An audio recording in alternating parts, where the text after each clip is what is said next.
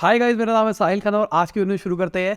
अभी recently Twitter ने भाई पेड किया था अपने ब्लू टिक को और अब फेसबुक और इंस्टाग्राम भी इसी चीज़ के ऊपर घुस रहा है। अगर हम रिपोर्ट्स की मान के चले तो आप खरीदोगे ब्लू टिक को इंस्टाग्राम और फेसबुक के ऊपर।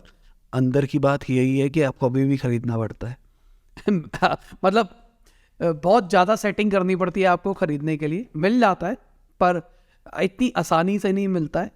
आइडली अगर आप अपनी प्रोफाइल को वेरीफाई करते हो कि मैं साहिल खन्ना हूँ, मुझे तुम जानते हो, सीधे सी लॉजिक, मैं बहुत सारी जगहों पे मेंशन्ड हूँ, तो आइडली मुझे आराम से मिल जाना चाहिए, पर नहीं मिलेगा।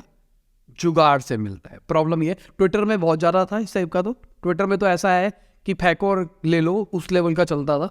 अब इंस्टाग्राम और फेसबुक में थोड़ा कम लेवल पे है, पर उसमें भी एक जुगाड़ है कि इस तरीके से होता है। अगली खबर पाकिस्तान से है। तो भाई जो वहाँ के डिफेंस मिनिस्टर है उनका कहना है कि पाकिस्तान बैंकरप्ट हो चुका है और ये बहुत बड़ी चीज़ है भाई पाकिस्तान के साथ में। उनकी करेंसी पिछले कुछ टाइम से घटती जा रही है, बहुत ही नेक्स्ट लेवल के ऊपर। अगर आप पाकिस्तान से हो तो नीचे कमेंट में बताना क्या एक्चुअल हालात है वहाँ पे, क्योंकि सिंपल सी बात, मीडिया पे हमको वही पता लगता है जो दिखाना चाहते हैं, एक्चुअल रियलिटी शायद उन लोगों को पता होती है। अगली खबर रिपोर्ट्स के हिसाब से विप्रो ने जो फ्रेशर्स को 6.5 लाख का पैकेज दिया था, अब उनको 3.5 लाख के पैकेज के ऊपर रखा जा रहा है। बहुत गलत चीज़ है देखा जाए तो।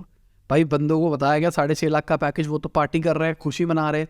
और मैं जेन्युइनली बताता हूँ, मैं अपना बताता हूँ, ऑल्दो मैं पैकेज के पीछे नहीं भागता था जब मैं नौकरी, मतलब जब मैं पढ़ाई कर रहा था, पर एक कॉलेज में ना एक लिमिट होती है कि इतने से ज़्यादा जॉब के लिए नहीं एलिजिबल रह सकते, और इतना पैकेज आ गया तो और ज़्यादा आगे नहीं बैठ सकते। तो अब एग्जांपल के लिए मेरे पास में एक ऑप्शन था 7 लाख का पैकेज, एक था 5 लाख का पैकेज, एक था 6.5 लाख का।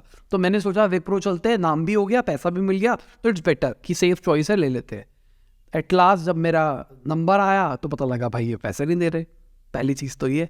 चलो एक चीज़ अच्छी है कि बाकी कंपनीज की तरह जहाँ पे मना कर दिया गया था, भाई ठीक है तुम फ्रेशर हो, तुमको प्लेसमेंट नहीं दी, हम नहीं ले रहे, अब तुमको हायर नहीं कर रहे, क्योंकि मार्केट सिचुएशन इस टाइम पे अच्छी नहीं है, तो वो चीज़ नहीं हो रही है, ये अच्छी चीज़ है। अगली खबर, गवर्नमेंट ने वेदांता ग्रुप की जो जिंक एसेट्स थी, जो उन्होंने हिंदुस्तान जिंक को बेची थी, उसको रिजेक्ट कर दिया है। ये बड़ी चीज़ है, एक बुरी खबर है वेदांता ग्रुप के लिए। अगली खबर टाटा मोटर्स की है। तो भाई टाटा मोटर्स उबर को 25,000 कार्स देगा और ये सबसे बड़ी ईवी डील होने वाली है। बहुत बड़ी चीज़ है अगर देखा जाए तो। अगर समझने की कोशिश करें, टाटा की जो एयरलाइन है वहाँ पे उन्होंने एयरलाइन का सबसे बड़ा ऑर्डर लिया है, और यहाँ पे जो इनकी गाड़ी वाली कंपनी है टाटा की, उन्होंने सबसे बड़ा ऑर्डर लिया है।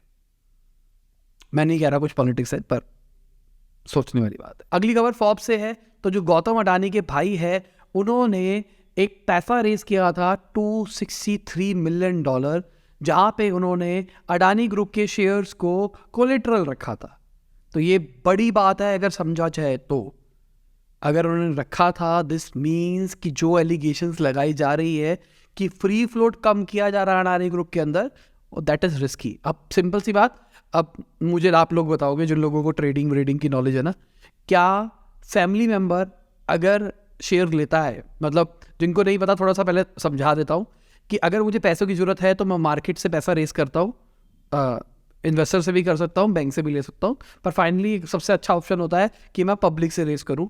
तो मैंने अपना IPO निकाला, पब्लिक से पैसा रेस किया। तो यहाँ पे गवर्नमेंट ने रूल लगा रखा है कि 75% ही मैं अपने पास रख सकता हूँ, 25 मार्केट में मुझे फ्लोट करना पड़ेगा जिस पे लोग ट्रेड करेंगे। अगर मैंने मान लो एग्जांपल के लिए मैंने 95% अपने पास रखा, तो 5% ही है जिसमें लोग खेल रहे हैं।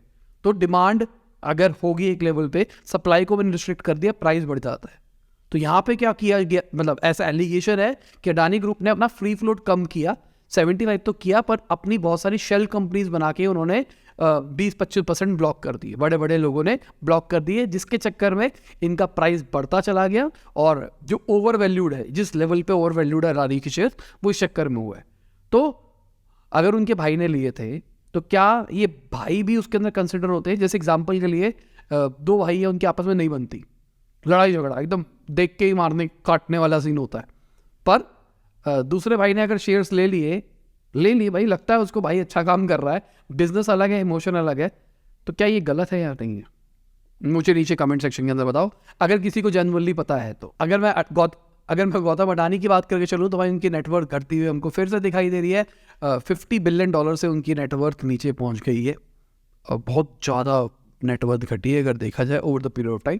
बड़ी भी इस तेज़ी से थी, घटी भी इसी तेज़ी से है। इसके बीच में कितने लोगों ने बनाया, किसी लोगों ने घटाया वो देखने वाली बात है। अगली खबर सफोला की है। तो जो मारिको ब्रांड है उनके जो CEO है उन्होंने बताया कि जो सफोला ब्रांड है वो 2000 करोड़ से ऊपर वर्थ करता है इस टाइम पे, और ये अच्छी चीज़ है सफोला ब्रांड के लिए। आप क्या लेते हो सफोला का? मैं कुछ भी नहीं लेता हूँ सफोला का, क्लियर कट। रिफाइंड शायद वो आता है, मस्टर्ड ऑयल आता है हमारे घर में।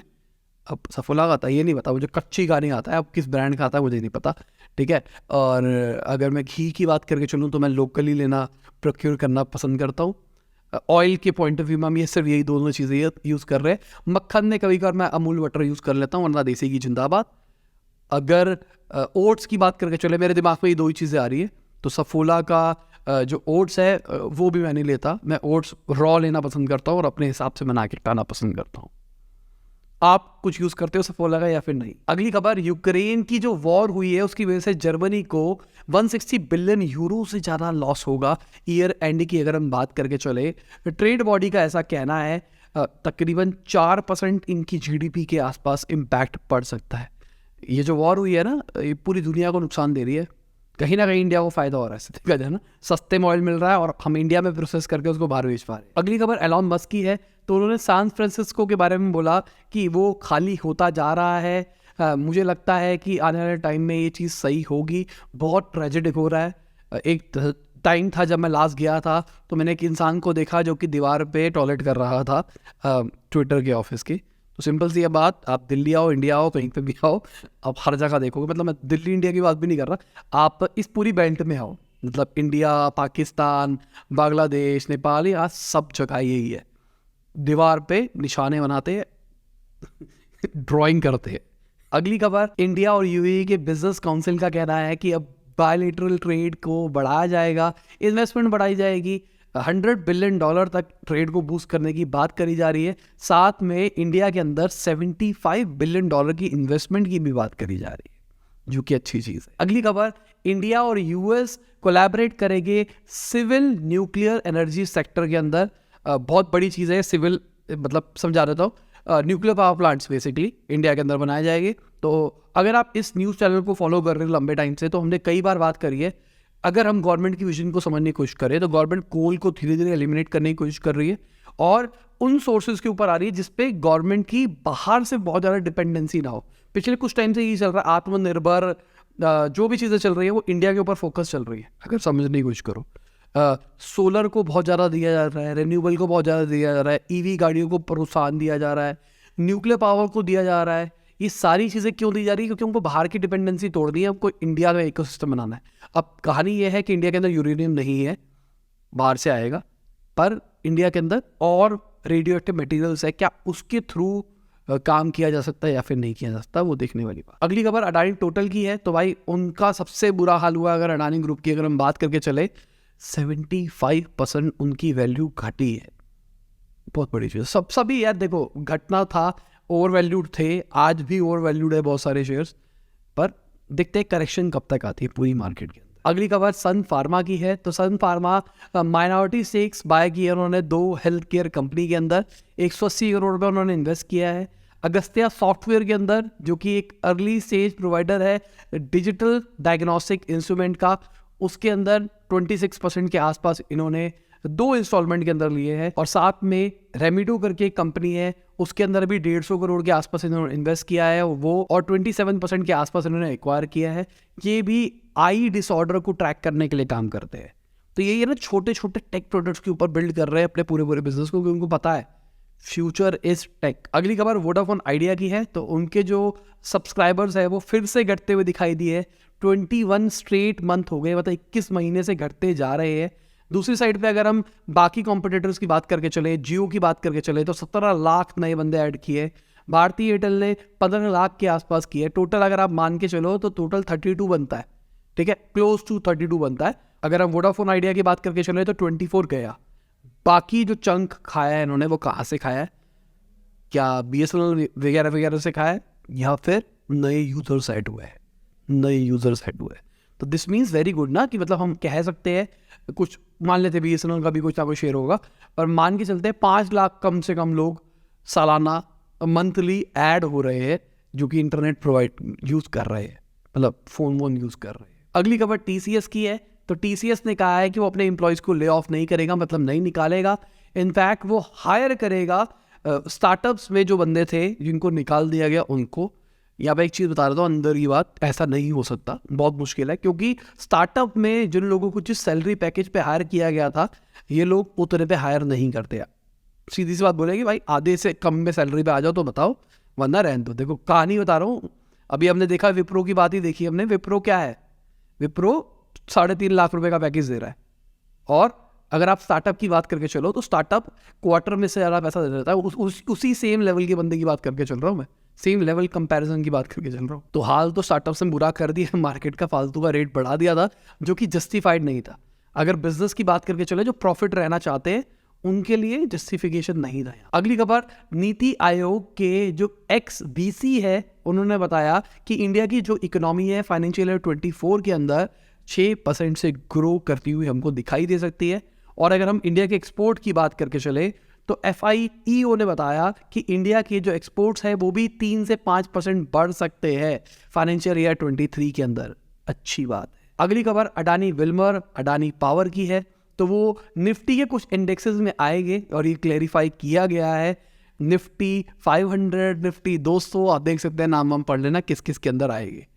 अब कई लोग कहेंगे भाई ये तो गलत चीज़ है, पर सिंपल सी बात, इंडेक्स में वो कंपनी आती है जिनका मार्केट कैप स्पेसिफिक होता है, उसके हिसाब से आते हैं। निफ्टी 50 मतलब सबसे बड़ी 50 कंपनियां, क्लियर कट बात है। अगली खबर स्टारलिंक की है। तो वो $200 पर मंथ का एक पैकेज निकाल रहा है, ग्लोबल रोमिंग कहा जा रहा है उसको, जहां पे आप ग्लोबली घूम सकते हो और आप इंटरनेट का यूज कर सकते हो। पर जो इनका पैकेज है रेगुलर जो आपको लेना पड़ेगा 599 की जो स्टार्टर किट है वो तो लेनी ही पड़ेगी। उसके बाद आपको $200 महीना देना है, उसके बाद $200 पर मंथ देना है, और उसके बाद घूम सकते हो। $200 है ज़्यादा देखा जाए तो, पर कई लोगों के लिए ज़्यादा नहीं है, क्योंकि हम मान के चल रहे हैं स्टारलिंक जैसी चीज़ें फ्लाइट में भी काम करने वाली है। वो अगर आप पैराशूट से नीचे कूद रहे हो, पैराशूट में भी काम कर रही है। वो ऐसी जगहों पे काम कर रही है जहाँ टावर्स नहीं लगे हुए। बहुत बढ़िया चीज़ हो सकती है। अगर नेचुरल क्लैमिटी आती है तो वहाँ पे भी यूज़ हो सकता है। बहुत बढ़िया चीज़ है, पर प्राइस ज़्यादा है, क्योंकि हम इंडियन ऑडियंस है ना, प्राइस कॉन्शियस ऑडियंस, तो हमारे लिए प्राइस थोड़ा सा ज़्यादा है। बाकी ठीक है। बाकी प्राइसिंग के ऊपर वीडियो बनाई थी इंटेलेक्चुअल इंडीज़ के ऊपर, बहुत सारे लोगों ने नहीं देखी है, देख लो भाई, बहुत डिटेल्ड वीडियो बना रहा हूँ, कभी कभार बनाता हूँ ऐसे डिटेल्ड वीडियोस। अगली खबर फ्लिपकार्ट की है। तो फ्लिपकार्ट बेंगलुरु बेस्ड एक फार्मा कंपनी है, फार्माला, उसको खरीद सकता है। तो ये बेसिकली ड्रग सॉर्टिंग के ऊपर काम करते हैं, ओवर द काउंटर सेल करते हैं, वाइटामिन और पर्सनलाइज पॉकेट वाइटामिन प्रोवाइड करते हैं। ये बेसिकली प्रिस्क्रिप्शन सॉर्टिंग में हेल्प करते हैं, वाइटामिन वगैरह वगैरह, ओवर द काउंटर सेल जो होती है उसके रिगार्डिंग। बहुत इंपॉर्टेंट चीज़ है ये भी घुस रहे हैं, फ्लिपकार्ट वाले भी दवाइयों में घुसने वाले हैं, पैसा भी उनके पास में है। अगली खबर भाई मार्केट की है। तो आप देख सकते हैं मार्केट का क्या रहा, रेड हमको दिखाई दे रही है मार्केट पूरी। अगर बात करके चले, अडानी एंटरप्राइजेस भी रेड का एक बहुत बड़ा पार्ट रहा है, ब्रिटानिया भी रेड का पार्ट रहा है। अगर हम टेक महिंद्रा की बात करके चले, या फिर अल्ट्रा, या फिर पावर ग्रिड की बात करके चले, तो ये हमको बढ़ते हुए दिखाई दिए। और इसी के साथ आज की बिजनेस खत्म होती है। उम्मीद करता हूँ आपको मजा आया होगा। लाइक कर देना, शेयर कर देना, कमेंट बताना वीडियो कैसी लगी। Bye, good night, Shaba care, खुदा हाफिज, गुड मॉर्निंग, जब भी आप वीडियो देख रहे हैं। जय हिंद, वंदे मातरम।